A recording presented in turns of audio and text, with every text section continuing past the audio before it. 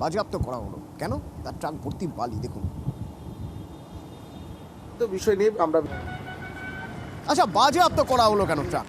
এমন তো হতেই পারে যে ট্রাকে করে বালি নিয়ে যাচ্ছেন, সব বালি তো আর অবৈধভাবে তোলা হয়নি, সব বালি তো আর পাচার হচ্ছে না, বেআইনি কাজ নয়। বিষ্ণুপুর থানা পুলিশের যদি সরকারি পার্কিংয়ে রাখা থাকে তার মানে ধরে নিতে হবে যে এত বড় সাহস কারো নেই যে বেআইনি বালি রাখছে, তো এদের কাছে নিশ্চয়ই চালান রয়েছে।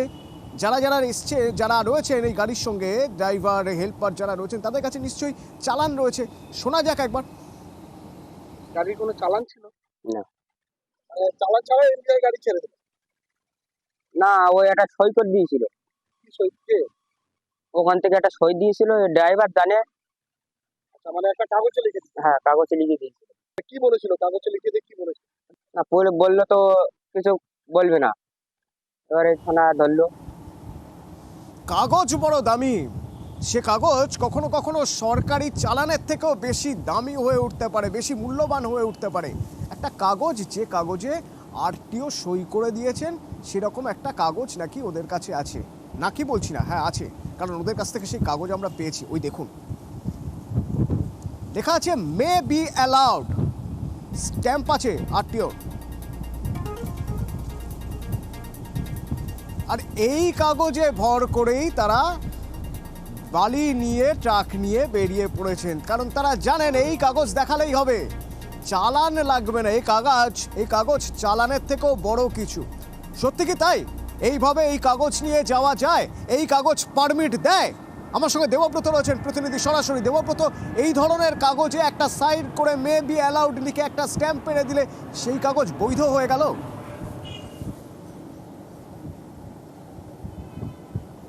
একেবারেই অতনু, দেখো যেখানে রক্ষক ভক্ষকের ভূমিকা পালন করে তখন সাধারণ মানুষ কিভাবে সুরক্ষিত, এই প্রশ্নটাই কিন্তু উঠছে এই বিষ্ণুপুর থেকে। কারণ এই যে এমবিআই পার্কিং রয়েছে, সরকারি পার্কিং, এখানে ওভারলোডেড যে বালি তার জন্য ফাইন কাটা হয়, যে সরকারি পেনাল্টি, সেই পেনাল্টি কাটা হয়। অতিরিক্ত বালি এখানে মজুত করা হয়, সেই বালিটা এই যে আরটি অফিসার রয়েছে, এমবিআই অফিসার রয়েছে, তিনি এই সাদা কাগজে সই করে সিলমোহর দিয়ে দিচ্ছেন। যেখানে মহকুমা শাসক বলছে এইভাবে করে দেয়া যায় না, এটা কোনো সরকারি নিয়ম নেই, এটা বৈধতা নয়। কারণ সরকারিভাবে বালি নিতে গেলে তাকে চালান করতে হয়, সরকারকে রাজস্ব দিতে হয়।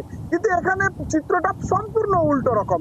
কারণ এই আরটিও সাহেব কিন্তু এভাবেই দিনের পর দিন এইভাবে বালি পাচার করছে, যে কারণে একটা সরকারি এমবিআই এর পার্কিং অফিস থেকে যখন বালি বোঝায় লরি বেরিয়ে গেল, জালে পড়লো কার না, স্থানীয় পুলিশ অফিসার, অর্থাৎ বিষ্ণুপুর থানার আইসির তৎপরতায় সেই গাড়ি সিজ হয়ে গেল।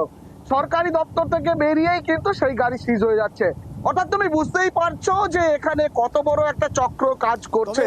কারণ এই চক্র যে সহজে পার পাবে না তা অন্তত এসডিওর কথা শুনে বোঝা যায়, তার কারণ তিনি বিষয়টি যথেষ্ট গুরুত্ব দিয়ে দেখছেন।